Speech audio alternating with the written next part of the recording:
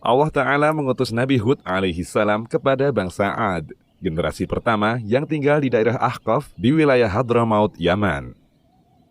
Ketika semakin bertambahnya kejahatan dan kesewenang-wenangan mereka terhadap para hamba Allah Ta'ala, mereka berkata sebagaimana dalam ayat, "Siapakah yang lebih besar kekuatannya dari kami?"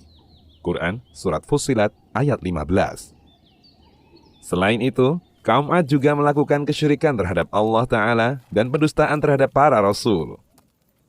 Maka Allah Ta'ala mengutus Nabi Hud alaihi salam ke tengah-tengah mereka untuk mengajak mereka agar menyerahkan segala ibadahnya hanya untuk Allah Ta'ala satu-satunya dan melarang dari perbuatan syirik serta kesewenang-wenangan terhadap hamba-hamba Allah Ta'ala.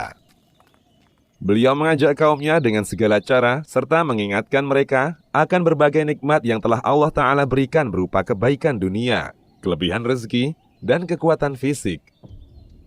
Tapi mereka menolak seruan tersebut dan menampakkan sikap sombong, tidak mau menyambut seruan Nabi Hud alaihi salam. Mereka bahkan mengatakan seperti diceritakan oleh Allah Ta'ala, "Wahai Hud, kamu tidak mendatangkan kepada kami suatu bukti yang nyata." Quran Surat Hud ayat 53. Mereka telah melakukan pendustaan dengan pernyataan ini. Karena tidak ada satu nabi pun, melainkan pasti telah Allah Ta'ala berikan ayat-ayat yang semestinya dengan ayat itu, semua orang akan beriman.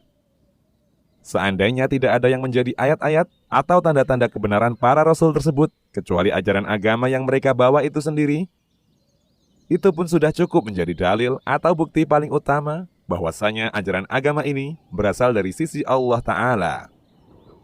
Di samping kokoh dan sistematisnya untuk kemaslahatan manusia, kapan dan di mana saja, sesuai dengan situasi dan kondisi, kebenaran berita yang ada dalam agama ini berupa perintah terhadap seluruh kebaikan dan larangan dari segala kejahatan turut menjadi bukti kebenaran para rasul.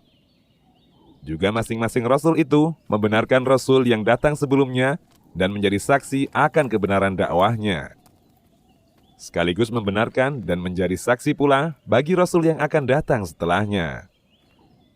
Nabi Hud alaihi salam sendirian dalam berdakwah. Beliau menganggap mimpi-mimpi kaumnya sebagai suatu kebodohan dan menyatakan mereka sesat serta mencela sesembahan mereka. Sementara kaum Nabi Hud alaihi salam adalah orang-orang yang tubuhnya sangat kuat dan suka berbuat sewenang-wenang.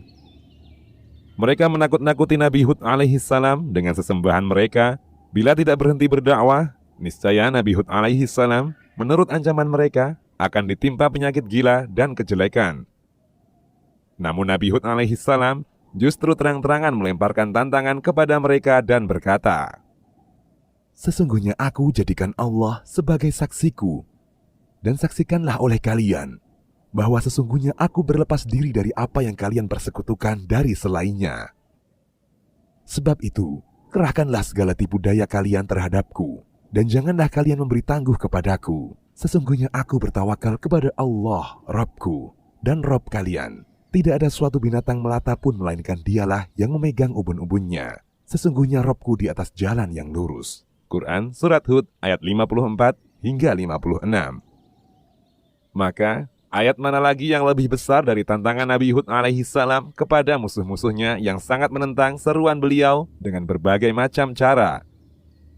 Ketika kejahatan mereka telah melampaui batas, Nabi Hud alaihi salam meninggalkan dan mengancam mereka dengan turunnya azab Allah Ta'ala.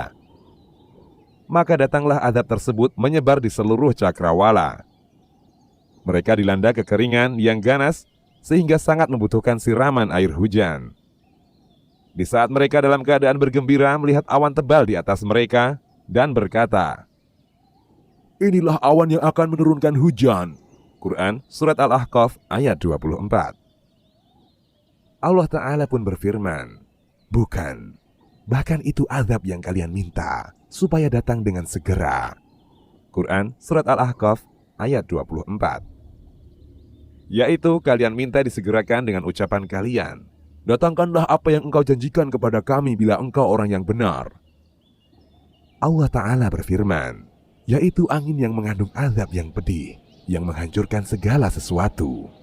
Quran Surat Al-Ahqaf ayat 24 hingga 25. Yakni menghancurkan semua yang dilaluinya.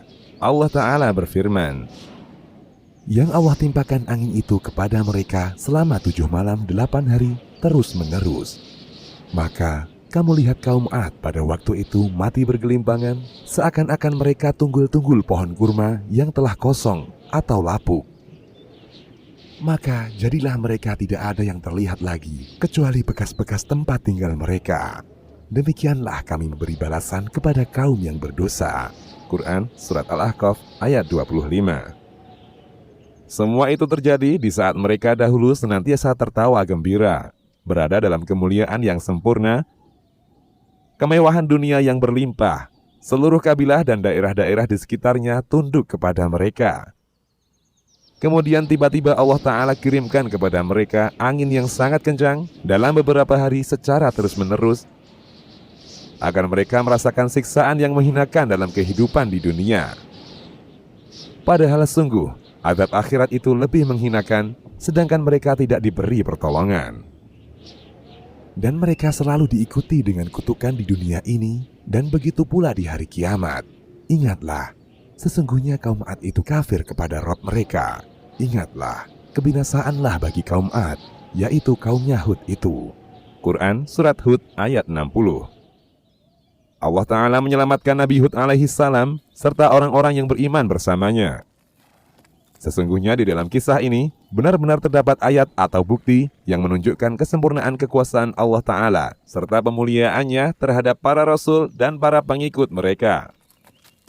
Pertolongan Allah Ta'ala kepada mereka di dalam kehidupan dunia dan pada hari berdirinya saksi-saksi, yakni hari kiamat. Juga ayat atau tanda tentang batilnya kesyirikan serta kesudahannya yang sangat buruk dan mengerikan.